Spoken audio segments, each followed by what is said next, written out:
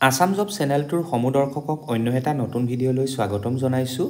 হয়তো আপোনালোকে আমাৰ ভিডিঅ'বিলাক চাইছে আৰু আমাৰ ভিডিঅ'বিলাকৰ জৰিয়তে আপোনালোক যথেষ্ট উপকৃত হৈছে। গতিকে এনেকৈ আমাৰ চেনেলবিলাক চাই থাকিব, আমাৰ ভিডিঅ'বিলাক চাই থাকিব আৰু আমাৰ চেনেলটো লাইক, শ্বেয়াৰ আৰু ছাবস্ক্ৰাইব কৰি থাকিব। যিহেতু আমি আপোনালোকৰ সুবিধাৰ্থে এটা চাকৰি নিয়োগৰ বাৰ্তা আপোনালোকক সদায় দি থাকোঁ আৰু ভৱিষ্যতলৈও আপোনালোকক এনেকৈ বাৰ্তাবিলাক দি থাকিম। গতিকে আমাৰ চেনেলৰ ভিডিঅ'বিলাক স্কিপ নকৰাকৈ শেষ পৰ্যন্ত চাব আৰু আমাক সদায় ছাপোৰ্ট কৰি থাকিব। আজি আমি আপোনালোকৰ বাবে লৈ আনিছোঁ লখিমপুৰ বালিকা মহাবিদ্যালয়ত যি দুটা পোষ্ট ওলাইছে। এটা হৈছে এছিষ্টেণ্ট প্ৰফেচাৰৰ জব ফিলচফি ডিপাৰ্টমেণ্টৰ আৰু এটা হৈছে নন টিচিং ষ্টাফ বা যাক জুনিয়ৰ এছিষ্টেণ্ট পোষ্ট বুলি কোৱা হৈছে, সেই পোষ্টটোৰ বাবে পদৰ আবেদন।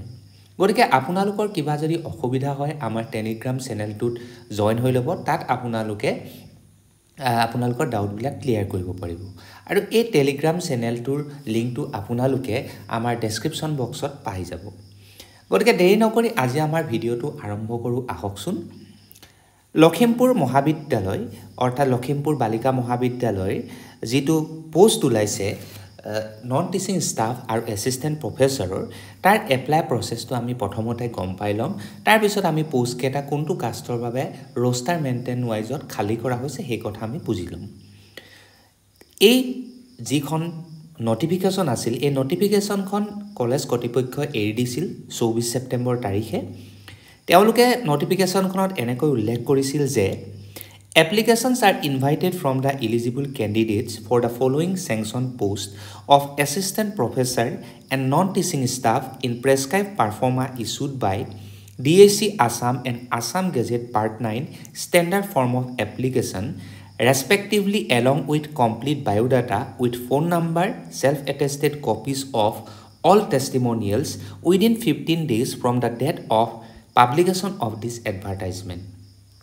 কলেজ কৰ্তৃপক্ষই কৈছে যে যিসকল প্ৰাৰ্থীয়ে এই পোষ্টকেইটা এপ্লাই কৰিব বিচাৰে তেওঁলোকে 15 দিনৰ ভিতৰত আসাম গেজেট পাৰ্ট 9 বা ষ্টেণ্ডাৰ্ড ফৰ্মৰ যিটো ফৰ্মেট আছে সেইটো ফৰ্মেটত বা DAC আসামৰ যিটো ফৰ্মেট আছে পাৰফৰ্মা আছে সেইটোত কি কৰিবলৈ দিছে, নিজৰ যিবিলাক এডুকেশ্যনেল ডিটেইলছৰ পৰা আৰম্ভ কৰি নিজৰ পাৰ্চনেল যিবিলাক ডিটেইলছ আছে সেইবিলাক ফিল আপ কৰিবলৈ দিছে। লগতে তাৰ সৈতে গাঁঠি দিবলৈ দিছে প্ৰাৰ্থীজনৰ বায়োডাটা আৰু যিমানবিলাক ডকুমেণ্টছ প্ৰতিটো চাকৰিৰ বাবে দৰকাৰ হৈছে সেই ডকুমেণ্টছবিলাক চেল্ফ এটেষ্টেড কৰি গাঁঠি দিব দিছে। আৰু এই সকলোবিলাক হোৱাৰ পিছত 15 দিনৰ ভিতৰত সেই এপ্লিকেশ্যন ফৰ্মখন কলেজ কৰ্তৃপক্ষৰ হাতত পাবগৈ লাগিব বুলি তেওঁলোকে কৈছে। এইখিনিতে মই এটা কথা কৈ থৈ দিওঁ যে আসাম গেজেট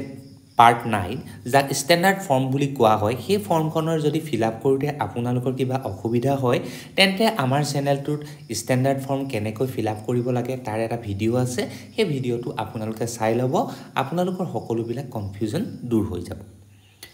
গতিকে প্ৰথম পেৰাগ্ৰাফটো তেওঁলোকে তেনেকৈ ক'লে। তাৰপিছত তেওঁলোকে কৈছে যে in service candidate must apply through proper channel. যিসকল প্ৰাৰ্থীয়ে ইতিমধ্যে অন্য এটা চাকৰি কৰি আছে তেওঁলোকে প্ৰপাৰ চেনেলৰ জৰিয়তে ইয়াক এপ্লাই কৰিবলৈ দিছে। অৰ্থাৎ তেওঁলোকে NOC নন অবজেকশ্যন চাৰ্টিফিকেট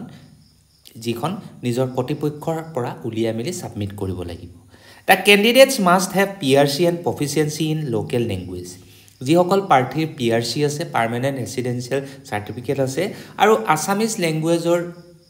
যিটো ভাষা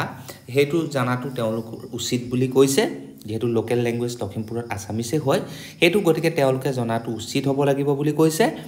date and time of written and computer test and interview document verification of the eligible candidates will be notified communicated through college website or email. যিসকল প্ৰাৰ্থীক কলেজ কৰ্তৃপক্ষৰ ইণ্টাৰভিউৰ কাৰণে মাতিব বা ৰিটেন টেষ্টৰ বাবে মাতিব বা কম্পিউটাৰ টেষ্টৰ কাৰণে মাতিব তেওঁলোকৰ নামটো থ্ৰু কলেজৰ ৱেবছাইটৰ জৰিয়তে প্ৰকাশ কৰিব, নহ'লে বা ডাইৰেক্টলি ইমেইলৰ জৰিয়তে তেওঁলোকে আপোনালোকক কণ্টেক্ট কৰিব। এইখিনিতে আপোনালোকক কথা এটা কৈ থৈ দিওঁ যে সকলো প্ৰাৰ্থীকে কলেজ কৰ্তৃপক্ষই নামাতে।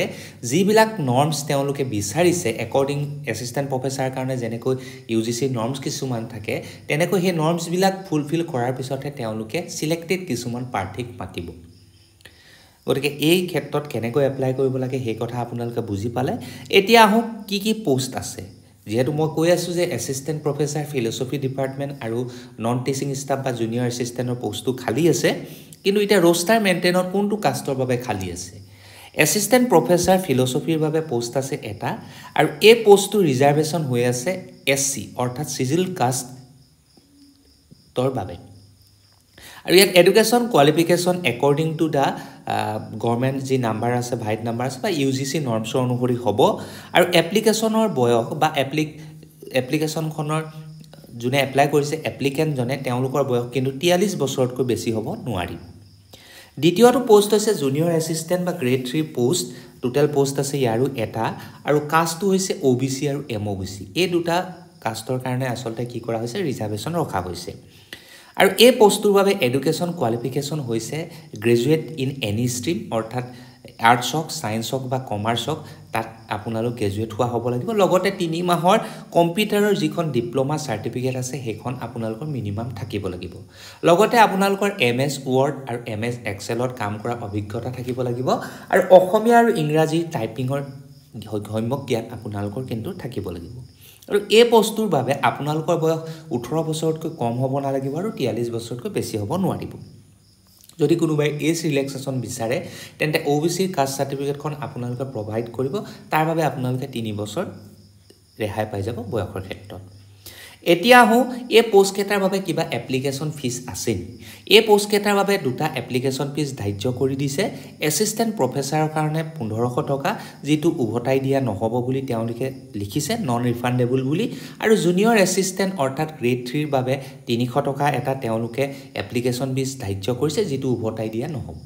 এই এপ্লিকেশ্যন ফিজটো আপোনালোকে থ্ৰু অনলাইন NEFT ৰ জৰিয়তে পেমেন্ট কৰিব পাৰিব নহলে আপোনালোকে বেংকৰ ডিমাণ্ড ড্ৰাফটখনো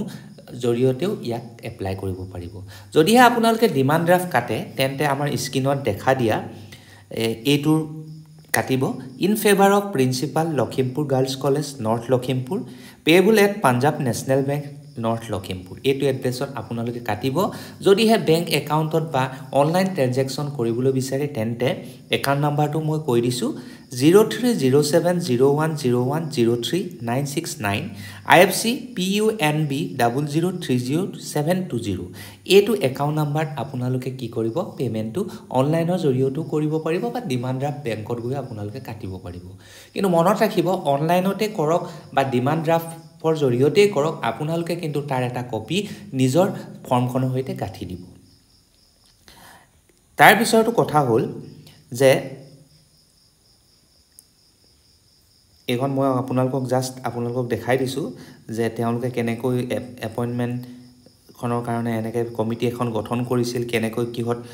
পইণ্ট ধাৰ্য কৰা হৈছিল এইবিলাক আপোনালোকে পাছলৈ যেতিয়া আপোনালোকে এপ্লাই কৰিব তেতিয়া আপোনালোকে এইবিলাক গম পাব গতিকে এইখন হৈছে আপোনালোকৰ এডভাৰটাইজমেন্ট নাম্বাৰ এনেকৈ এখন থাকে আচলতে প্ৰভিন্সিয়েলাইজ যিবিলাক কলেজ আছে সেইবিলাকক এছিষ্টেণ্ট প্ৰফেচাৰৰ কাৰণে আপোনালোকে এপ্লিকেশ্যন ফৰ্মখন এইখন মই দেখাই দিছো এইখন DSC আচলতে দিছিলে ডাইৰেক্টৰ অফ হায়াৰ এডুকেশ্যনৰ পৰা দিয়া হৈছিল এইখনৰ জৰিয়তে আপোনালোকে কৰিব পাৰিব আৰু যদি এইখনত আপোনালোকৰ কৰিবলৈ অসুবিধা হয় তেন্তে আপোনালোকে আসাম গেজেট পাৰ্ট 9 ৰ যিখন এপ্লিকেশ্যন ফৰ্ম আছে সেইখনৰ জৰিয়তে কৰিলেও হ'ব দুইখনৰ জৰিয়তে কৰিলেও হয় কিন্তু এছিষ্টেণ্ট প্ৰফেচাৰ সকলে বেছিভাগ এইখনৰ জৰিয়তে কৰিব ঠিক আছে জুনিয়ৰ এছিষ্টেণ্টৰ কাৰণে আপোনালোকে চিন্তা নকৰিব আসাম গেজেট পাৰ্ট 9 ৰ জৰিয়তে ডাইৰেক্ট আপোনালোকে এপ্লাই কৰিব পাৰিব এটা কথাটো হ'ল যে এই এপ্লিকেশ্যন প্ৰসেছটোৰ লাষ্ট ডেটটো কেতিয়া যেহেতু 24 সেপ্টেম্বৰত প্ৰকাশ পাইছে গতিকে 24 সেপ্টেম্বৰৰ পৰা 15 দিন আপোনালোকে কাউন্ট কৰি লওক অৰ্থাৎ আপোনালোকে ক'ব পাৰে 11 অক্টোবৰ মানৰ ভিতৰত আপোনালোকৰ এপ্লিকেশ্যন ফৰ্মখন তেওঁলোকে পাব লাগিব গতিকে আপোনালোকে যেটো এড্ৰেছত আচলতে ডিমাণ্ড ড্ৰাফটখন কাটিছিলে সেই ডিমাণ্ড ড্ৰাফটৰ এড্ৰেছটোতে আপোনালোকে কি কৰিব এপ্লিকেশ্যনখন পঠাই দিব মই আকৌ দেখাই দিছো to the principal Lakhimpur Girls College North Lakhimpur গতিকে এইটো এড্ৰেছত আপোনালোকে আপোনালোকৰ এপ্লিকেশ্যন ফৰ্মখন আপোনালোকে পোষ্ট কৰিব পাৰিব নিজে বাই হেণ্ডটো আপোনালোকে দিব পাৰিব কিবা অসুবিধা হলে আমাৰ টেলিগ্ৰাম চেনেলত আপোনালোকে জনাব আমি পাইজমানে আপোনালোকক সহায় কৰিম আৰু এই এড্ৰেছটো লাষ্ট ডেটটো আৰু কোনটো এড্ৰেছত ডিমাণ্ড ড্ৰাফট বা অনলাইন এপ্লিকেশ্যনখনৰ ফিজ কাটিব লাগিব সেইটো আমি এড্ৰেছটো আমাৰ ডেসক্ৰিপচন বক্সত দি দিম আপোনালোকে তাৰ পৰা চাই ল'ব গতিকে ইয়াকে কৈ আজি ভিডিঅ'টোৰ পৰা সামৰণি মাৰিছোঁ এনেকুৱা ধৰণৰ নিয়োগৰ বাৰ্তাবিলাক আপোনালোকৰ বাবে পুনৰ লৈ আহিম কিবা ডাউট হ'লে আমাক সুধিব আমি আপোনালোকক উত্তৰ দিম গতিকে ইয়াকে কৈ আজিলৈ ধন্যবাদ জয় আই অসম